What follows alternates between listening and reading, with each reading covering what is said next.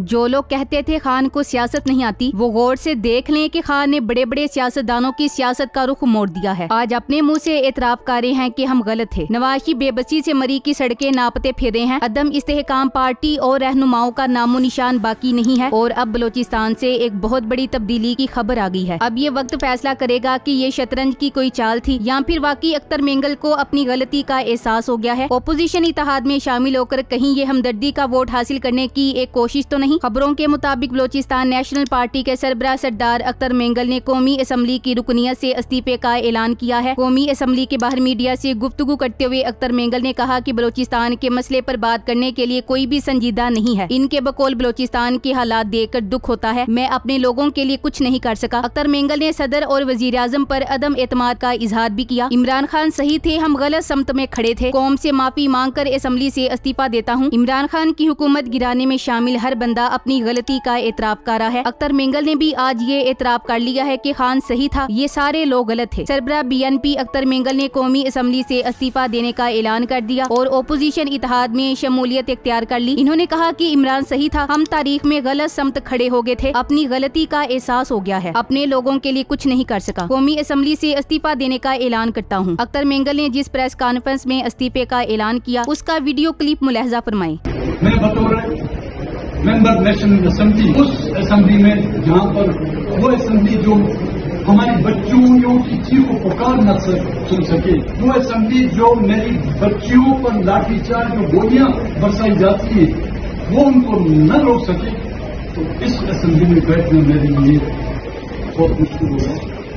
अख्तर मेंगल का हुकूमत छोड़ देने का मतलब शहबाज हुकूमत खत्म शुद्ध भी हो सकता है। जब कोई कश्ती डूबने लगती है तो अक्सर मुसाफिर पहले ही छलांग लगा देते हैं। शहबाज हुकूमत भी चंद रोजा मेहमान रह गई है। अख्तर मेंगल की आज की प्रेस कॉन्फ्रेंस अपनी दहाइयों से की गई गलतियों का एतराफ थी। इन्होंने एतराफ किया कि मैं 3 दहाइयों से असम्बलियों का रुकन हूँ, मैं अपने लोगों के लिए कुछ नहीं कर सका। मैं खुद और मेरे वालिद भी वजीर आला थे, मेरे चाचे मामे ताए बांजे भतीजे खालू मामू सब सरदार और सियासतदान हैं। हमारी जायदादें इस्लामाबाद कराची में हैं, बच्चे लाहौर में हैं। कराची डिफेंस और सेक्टर F इस्लामाबाद की सड़कों पर हमारी गाड़ियों के टायर्स निशान 24 घंटे रहते हैं। हमारे घरों में मेंगल कबीले के कई दर्जन लोग 20-20 हजार के मुलाजिम हैं। मैंने कौमी या सूबाई असम्बली में तरक्याती कामों और अवामी सहूलियात के लिए कभी कोई पैकेज पेश नहीं किया। अलबत्ता बाल बच्चे रिश्तेदार सब सेट कर दिए। पाकिस्तान में सियासत से बेहतर है पकौड़ों की दुकान लगा लूं। काश बलोच सरदार पकौड़े बेचने का इरादा 30 साल पहले कर लेते तो बलोचिस्तान की गरीब अवाम अब तक खुशहाल हो चुकी होती। वैसे भी जिसने इमरान को सताया उसने रक्षा चलाया। इस बंदे ने अदम एतमाद में इस्टेब्लिशमेंट का साथ दिया, PDM में शामिल हुआ, लेकिन मिला इसको कुछ भी नहीं। ताहम तमाम पाकिस्तानी सियासतदानों में इन्होंने इमरान खान को सही करार दिया। एक अमीर सरदार का अचानक ज़मीर जाग जाना बाइसे हैरत है। अपने संगीन इखलाकी जराइम का एतराफ काबिले तारीफ भी है। खान ने बड़े बड़े बेजमीरों के ज़मीर को जगा दिया है, इनकी सियासत का रुख मोड़ दिया है, इन्हें सियासत को इबादत समझने पर मजबूर कर दिया है। खान आज भी कामयाब है, कल भी कामयाब है। इस कौम को खान की जरूरत है, खान को इस कौम की जरूरत नहीं है। पिछले 2.5 साल में पाकिस्तानियों के साथ जो भी बुरा हुआ और इस निजाम की खराबी में इसका हाथ है। अच्छा भला सिस्टम चल रहा था, ये जाकर PDM के साथ मिल गए, चलते हुए मुल्क का बेड़ा गर्क कर दिया। कभी ये मसूफ सरदार साहब भी इमरान खान के खिलाफ रजीम चेंज ऑपरेशन के अहम किरदार थे। एक बात तो सबको माननी पड़ेगी कि इमरान खान का जमाना सबसे बेहतरीन था, खासकर बलोचिस्तान के हवाले से। बेशक बलोचिस्तान में शहद की नहरें नहीं बहती थी, मगर अमनो अमान की सूरत हाल बहुत बेहतर थी। एक कोशिश इससे पहले की गई थी जो मुल्क की सूरत हाल और बलोचिस्तान के हवाले से बिलाशोबा एक बेहतरीन कदम था। ये वो दौर था जिसमें वजीर आला अब्दुल मालिक बलोच थे। काश ये कोशिश कामयाब हो जाती तो शायद आज ये नौबत किसी भी सूरत नहीं आती। फिर खान साहब का जमाना आया, कौमी असम्बली और सेनेट में लापता अफराद के हवाले से एक बिल भी लाया गया, लेकिन वो डस्टबिन की नजर हो गया। आज भी एक आम पाकिस्तानी ये समझता है कि अमन की राहें आज भी हमवार की जा सकती हैं। बलोचिस्तान में बहुत से ऐसे सियासतदान हैं जो इन मसाइल को सुलझा कर अमन ला सकते हैं, खासकर सरदार अख्तर जान मेंगल या मशर महमूद खान अचकजई साहब जैसे लोग। इसलिए खुदारा पाकिस्तान का सोचें, वरना यूं ही बलोचों के गले कटते रहेंगे और अमन खराब रहेगा। ये सरदार वडेरे बलोचिस्तान और गरीब बलोच अवाम की हालत जार के जिम्मेदार हैं। 75 सालों से ये वजीर आजम भी रहे, वजीर आला भी रहे, गवर्नर और वजीर भी रहे। बलोचिस्तान की अवाम का बजट इनकी जेबों में जाता रहा है। इन सब की खरबों की जायदादें पाकिस्तान और पाकिस्तान के बाहर मौजूद हैं। इनके बच्चे बैरून मुल्क आला तालीम हासिल करते हैं। मसूफ अख्तर मेंगल खुद भी वजीर आला रह चुके हैं। इन्होंने बलोचिस्तान की अवाम के लिए क्या किया? इस मरतबा भी मसूफ वजीर आला बनने के ख्वाब देख रहे थे और फिर वजारत और कौमी असम्बली की स्पीकरशिप की भी उम्मीद थी, लेकिन नून लीग और पीपी ने आपस में मुकमुका कर लिया। मसूब बलोचिस्तान की अवाम के सामने अपना बावताव बना रहे हैं। अल्लाह खैर करेगा। बलोचिस्तान के बलोच बेचारे आज भी अपने सरदारों नवाबों के मातहत हैं, क्योंकि सरकारी मरात आज भी बलोच सरदारों और नवाबों को मिल रही हैं। निजाम बदलना है तो पहले बलोचिस्तान का बदले। गरीब बलोचों को आगे लाना होगा ताकि बलोचिस्तान तरक्की करे। सरदारों को सपोर्ट करने से बलोचिस्तान कभी भी तरक्की नहीं कर सकता, चाहे मजीद 100 साल और गुजर जाएं। अगर ये सरदार अवाम के लिए काम करते तो इन्हें उनका दुख दर्द महसूस होता, वो लोग भी तरक्की करते, उनकी औलादें तालीम याफ्ता होती। बलोच सरदारों में एक ऐसा तबका पैदा हो गया है जो अशराफिया कहलाता है। दूसरा तबका वो है जिसे अवाम कहते हैं, जो इस्तेहसाल का शिकार है। सिर्फ इनके अपने बैंक बैलेंस और जायदादें बड़ी हैं। इस साहब ने बतौर वजीर आला बलोचिस्तान क्या अवामी काम किए हैं? बलोच अवाम का एहसास महरूमी खत्म करने की खातिर क्या इकदाम किए हैं जो अब नहीं हो रहे? इस इस्तीफे में भी पाकिस्तानी अवाम को बड़ी गेम लग रही है। लोग कहते हैं कि लगता है मेंगल साहब ने इस्तीफा देकर गवर्नमेंट को एक सीट तोहफे में दी है, क्योंकि सब जानते हैं कि इस सीट पर दोबारा इलेक्शन कैसे होगा और कौन जीतेगा। हो सकता है कि ये 2/3 मेजोरिटी की तरफ एक और कदम बढ़ाया गया हो और बस। अख्तर मेंगल को तारीखी तौर पर बलोच मुजाहिमतकारों के साथ साथ सिक्योरिटी एस्टेब्लिशमेंट ने भी तनकीद का निशाना बनाया है। 2013 में एक इंटरव्यू में इन्होंने अफसोस का इजहार किया कि बलोच अस्करियत पसंद मुझे गद्दार समझते हैं, जबकि सिक्योरिटी एस्टेब्लिशमेंट भी मुझे दुश्मन समझती है। सियासी तकसीम जावेद मेंगल यानी बाई और नूरुद्दीन मेंगल और बावल मेंगल यानी भतीजे मुबैना तौर पर बलोचिस्तान में मुसल्ला अस्करियत पसंदी में मुलविस रहे हैं। ताहम अख्तर मेंगल ने इसकी मजम्मत की है। बागियों और अवामी सतह पर सूबे के बेशुमार मसाइल के सियासी हल पर जोर दिया। ना इंसाफ हुकूमत, ना अहल हुकूमत, कठपुतली हुकूमत, ऐसा ही निजाम हर सूबे में लाना चाहती है। लेकिन सरदार मेंगल ने बहुत अच्छा किया, इस निजाम से अलहदगी इख्तियार कर ली। सरदार अख्तर मेंगल एक पाकिस्तानी सियासतदान और पाकिस्तान में बलोचिस्तान सूबे के वजीर आला के तौर पर खिदमत सरअंजाम देने वाले बलोचिस्तान पाकिस्तान के एक मुमताज बलोच कौम पर सियासतदान और मेंगल कबीले के नवाबजादा हैं। वो अताउल्लाह मेंगल के साहबजादे हैं। वो एक सूबाई सियासी जमात बलोचिस्तान नेशनल पार्टी मेंगल की क़यादत करते हैं, जिसका दावा है कि वो पुरअमन और जमहूरी जदोजहद के जरिए बलोचिस्तान के मसावी हुकूक का मुतालबा करते हैं। मेंगल ब्राहवी का एक नामवर कबीला है। ये कबीला बुनियादी तौर पर बलोचिस्तान के इलाके में वाक़ है, जो पाकिस्तान, ईरान और अफगानिस्तान के मुख्तलिफ हिस्सों में फैला हुआ है। मेंगल बलोचिस्तान में ब्राहवी का सबसे बड़ा कबीला है, जिसकी आबादी तकरीबन 4 लाख के करीब है। इसके अलावा मेंगल ब्राहवी सिंध और अफगानिस्तान में भी आबाद हैं और ये अपनी मादरी जुबान ब्राहवी बोलते हैं। मेंगल बलोचों का सदर मकाम जिला खुजदार का तहसील वड है, जहाँ मेंगल कबीले का सरदार रहता है। मेंगल बतौर बलोच पाकिस्तान तमाम सूबों में मौजूद हैं। इसके अलावा नौशकी से गरमसेर अफगानिस्तान और ईरान के मशरिकी सरहद पर और खलीज ममालिक में कसीर तादाद में आबाद हैं। इस कबीले की सदियों पुरानी तारीख है, जो तिजारत, ज़राअत और रिवायती तरीकों में अपनी शमूलियत के लिए जाना जाता है। इन्होंने खित्ते के समाजी और सियासी मंजरनामे में एक अहम किरदार अदा किया है। इस कबीले की बहुत सी नुमाया शख्सियात बलोच हुकूक के लिए रहनुमाई के तौर पर उभर कर सामने आई हैं। मेंगल कबीले की तारीख बलोच अवाम की वसी तर तारीख और इनके आबाद इलाकों की जगराफियाई सियासी हरकियात से जुड़ी हुई है। मेंगल कबीला दीगर बलोच कबाइल की तरह तारीखी तौर पर ज़राअत, तिजारत और मवेशी चराने में मुलविस रहा है। इन्होंने नीम खाना बदोश तर्ज जिंदगी को बरकरार रखा है। बलोचिस्तान के नामवर खितों के मुताबिक खुद को डाल लिया है। पूरी तारीख में बलोच कबाइल बशमूल मेंगल ने अक्सर इत्तेहाद बनाए, तनाजात में मसरूफ रहे और मकामी तर्ज हुक्मरानी में अपना किरदार अदा किया। मेंगल कबीला दीगर बलोच कबाइल के साथ बलोच कौम परस्त तहरीकों का एक अटूट हिस्सा रहा है, जो ज्यादा खुद मुख्तारी और बलोचों की हुकूक को तस्लीम करने की वकालत करता है। इन्होंने बलोच अवाम के तारीखी बयानिए में अपना हिस्सा डाला है और खित्ते में अपनी अलग शनाख्त का दावा किया है। मेंगल 6 अक्टूबर 1962 को वड मगरबी पाकिस्तान यानी बलोचिस्तान में साबिक वजीर आला बलोचिस्तान अताउल्लाह मेंगल के यहाँ पैदा हुए। मेंगल के 2 बेटे गिरगीन मेंगल, बरहम मेंगल और एक बेटी बनारी मेंगल हैं। मेंगल 2013 के आम इंतखाबात में हिस्सा लेने के लिए दुबई में 4 साल खुद साख्ता जिला वतनी खत्म करने के बाद 25 मार्च 2013 को पाकिस्तान वापस आए। इनकी जमात के पास 51 रुकनी सूबाई असम्बली में सिर्फ 2 नशिस्तें हैं, एक मेंगल के पास और दूसरा हमाल कलमती के पास, जो गवादर की नुमाइंदगी करते हैं। BNP के 2 उम्मीदवार ईसा नूरी और रऊफ मेंगल ने बिल तरतीब मकरान के साहली इलाके और खुजदार से कौमी असम्बली की नशिस्तें जीती। अख्तर मेंगल ने 13 अगस्त 2018 को पाकिस्तान की कौमी असम्बली के रुकन की हैसियत से हल्फ उठाया। सितंबर 2006 में अख्तर मेंगल को 700 के करीब दीगर सियासी कारकुनों के साथ बलोचिस्तान में हुकूमती क्रैकडाउन में गिरफ्तार किया गया था। उन्हें इसलिए गिरफ्तार किया गया क्योंकि वो सदर परवेज मुशर्रफ की फौजी हुकूमत के खिलाफ लॉन्ग मार्च की मंसूबाबंदी कर रहे थे। मेंगल को 9 मई 2008 को रिहा किया गया था और उनके खिलाफ तमाम इल्जामात को हुकूमत सिंध ने खारिज कर दिया था। बलोचिस्तान हुकूमत ने मेंगल के खिलाफ तमाम मुकदमात बशमूल बगावत के मुकदमात वापस ले लिए। Thanks for watching. Allah Hafiz.